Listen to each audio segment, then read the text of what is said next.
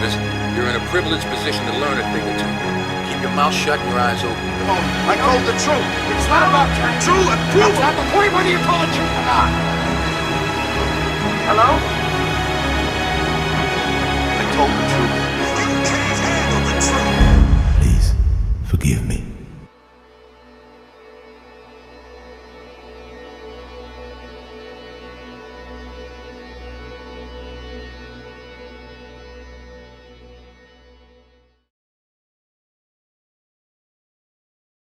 Hey, what's up, y'all? It's Kavis here, coming at you in the semifinals of the C3 tournament.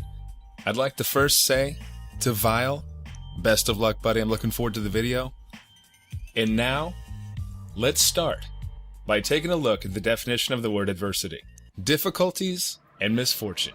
There have been a number of times in my life where I've encountered adverse situations, results, hardships, and so on. One difficulty that I've overcome and learned a vast deal about myself from was my enslavement to the dollar menu, the value menu, the fat-ass delights menu. You know what I'm talking about. The menu at drive-thrus where everything is $1. It was my bane, my villain, my downfall. I know you can't actually be enslaved to it, but there were times where it definitely felt like it. From what I can remember, I held a steady weight of 200 to 215 pounds from the time that I graduated high school. Now at 6'4", that weight didn't make me chubby, wasn't hefty or round, but I was also very active. I got very, very comfortable after meeting my now wife, like pushing 3XL comfortable. I stacked that vacationing muscle like no bearded beast before me. I would hit the drive-thru, and even though I had already ordered enough food for 2 people, whenever the person taking my order asked, "Is that all?" I could usually find something else to tack onto the order. Whether it was cheesy Fiesta potatoes, a small chicken sandwich, a small cheeseburger, a double cheeseburger, you get my drift. I will say that I never ordered the additional drink to make it look like I was sharing this glorious feast. No, I was too proud for that shame. But I was getting jigglier. And jigglier. And jigglier. Until finally, I was one hefty-ass heffalump. Here's a picture of me, pushing 300 pounds on my wedding day, looking dapper as hell, like a young Ralphie May or some shit, right? As you can see, we get married, and I stay comfortable. I didn't have an issue with my weight, at least not that I could see through all that grease and cheese. And from what I could tell, my wife didn't have an issue with it either. To make matters worse, I had started working at Starbucks. So that pastry case got raided, and I had multiple fancy lady drinks per day. Time goes on and I just continue eating, drinking 6-pump white mochas to my heart's content. And then my wife and I have a conversation, and we decide that we wanted to have a baby. And so the festivities started.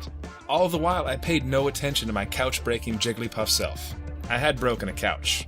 Twice. One day I came home from work, and my wife was excitedly terrified. And so I was freaking out, because in my mind, I couldn't see what was wrong, and there was no way that she was already pregnant. It had been like a month. So I was like, there's no way that the fun of making is over. I refused to accept that. It never crossed my mind that she was pregnant, until she showed me a stick bathed in urine in her outstretched hand that said, "Hey, I'm pregnant." I was going to be a father. My life's dream. I was absolutely elated. Now I know that there probably aren't a lot of people out there who have wanted to have a kid of their own since their mid-teens, but I sure as hell did. I was so happy. And I was determined to be the best father I could be. And then it hit me. In my current state of jiggliness, I would be that wheezy man chasing the kids around the park. The guy rolling down the stairs. The lazy father. And right then and there I said no. I refused to be. I wanted to be able to carry my child around without struggling, chase her to her heart's content, scare the shit out of boys, and so it started. My wife and I stopped eating like trash, and I went on a strict diet of healthy foods with no carbs after 4:30, and unfortunately, those healthy foods did not include any of the fancy delights that I had encountered at Starbucks. Black iced coffee was my go-to from here on out. I also began waking up at 4:30 and going to the gym. I'd hit the treadmill and the stationary bike for anywhere between 1 and 2 hours a day. I'd also lift weights for about 45 minutes or more. And there were days that I did 2 a days. I'd go to the gym twice. I also started mountain biking because where I am, we have some of the best mountain biking trails in the United States, about 15 minutes away from my house. And I took full advantage of that. One of my proud parts, not once during my wife's pregnancy did I falter. I knew that I couldn't. Through my drive to be a healthier father, I encouraged her to be a healthier mother. To my surprise, I lost just shy of 100 pounds in 9 months. Here's a picture of me at 210 pounds. Although the quest for healthy living is still underway, let's face it, it doesn't stop once you get your goal weight, because then you have to maintain that goal weight. I learned a lot about myself during that initial fight though. I learned that moderation is important. You can have the fast food, you can have the bad shit, just don't have an excessive amount of it, and try and have it earlier. That way you can actually, work it off during the day. Don't be an idiot and make healthy choices. Kind of ties in with what I just said about eating earlier. I also learned that there's nothing that I or anyone can't overcome if we set our mind to it and are doing it for the right reasons. So if you're struggling with something, just knuckle down, work your ass off, and even you can be Grove Street as fuck.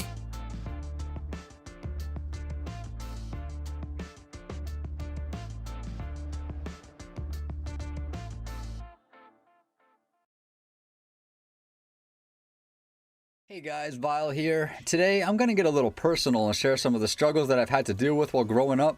And I've shared some of this stuff in past videos, but I'm going to get a little more in depth. So I'm going to get right into it. To start off, we're going to rewind back to the early 90s. I was just a young boy living in a crummy apartment building with my mom and my younger brother. But in late 92 it was announced that we were moving. So barely at the age of 9, I was about to start a new life in a new neighborhood and a brand new school. I don't know what was harder for me, saying goodbye to my old friends or the challenge of making new ones. I seemed to have a really tough time making new friends because the kids at my new school just weren't very receptive of me at first, and I had a difficult time fitting in. I just felt like I didn't belong there, and to make it worse, I moved in the middle of the school year, so the change was extra taxing on me. From a psychological standpoint, I believe this adversity to be the root of some of the key issues that I have in my life. But before long, I did eventually make some good friends, and things were going well, but it only lasted a mere 4 years before my mom told me that we're moving again. So this time, we moved in the summer. I was about 12 or 13 and I was set to start 8th grade with brand new people, but the memories of my 3rd grade struggles were haunting me, and I ended up being diagnosed with a mild case of didascaleinophobia, which literally means I developed a fear of going to school. Not because of bullies or because of homework or my teacher being a total crab, but because I didn't know where I fit in and I didn't know how to fit in. I didn't want to go to school and I faked being sick just to stay home. But I wasn't deliberately faking, I actually did feel sick. Because that's a common side effect to didascaleinophobia. It can cause things like panic, nausea, mumbled speech, heavy sweating, and so on. There's lots of symptoms. And I didn't suffer from all of those symptoms, but the thought of going to school literally made me sick. So for the first month or two, I stayed home quite a bit. Eventually though, I was able to come out of my shell, and I was able to find some kids with other common interests, which mostly consisted of things like video games and wrestling. And I remained friends with a few of them throughout high school, but it wasn't long after that we all parted ways and became nothing but a mere dust in the wind to one another. Even having friends was hard as a kid because kids can be total dicks sometimes. And seeing as I was kind of plopped into both of these schools as a loner, trying to fit into whichever social circle I could, I always felt like the odd man out, or like I just really didn't fit in. Other kids accepted me, but I never really felt like I could just be myself. And I felt like I always had to act a certain way in order for people to like me. Regardless of being accepted into a group, kids are jerks. And to be clear about something, I'm very thankful for what I had as a kid growing up, and really have no complaints about my upbringing or anything like that. But I did come from what some may call a broken home. Now, I wasn't abused or anything like that. I rather enjoyed my childhood because those were some good times. But my parents were separated when I was at a very young age. I lived with my mom, and I had visitation with my dad on the weekends. But since these little dickhead kids will rag on people for just about anything, I was bullied quite a lot just because my parents weren't living in the same house together. But everyone else got bullied quite a lot too. And I teased others about things, so to be honest, it never really did hurt my feelings or bother me to the point of being overly upset or angry, because teasing seemed to be a normal part of our friendships. But what it did do is fuel my frustrations and my anxiety of socializing with people, and my ultimate struggle to find out exactly where I fit in. I guess perhaps even though I knew my friends were joking around, I still secretly kind of took it to heart. It's like, even though people accepted me, I felt like I didn't belong in the group. Like my thoughts and ideas were always different than theirs. And I felt like I was constantly being judged by everyone. And these are things that I still deal with to this day. So now I'm 30 years old, and I definitely have a more positive outlook on these issues, but that social anxiety still plagues me.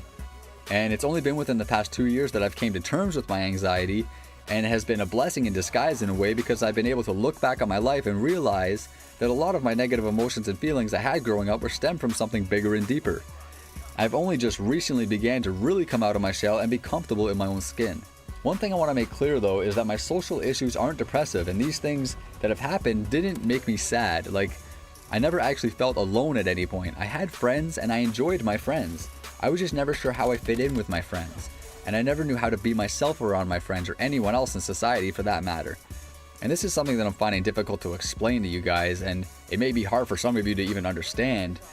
I just don't want this to come across as me having a sad life growing up, because I definitely didn't. I was thoroughly happy growing up. I just had difficulties with social interactions, and even though it's gotten much better, it's still there.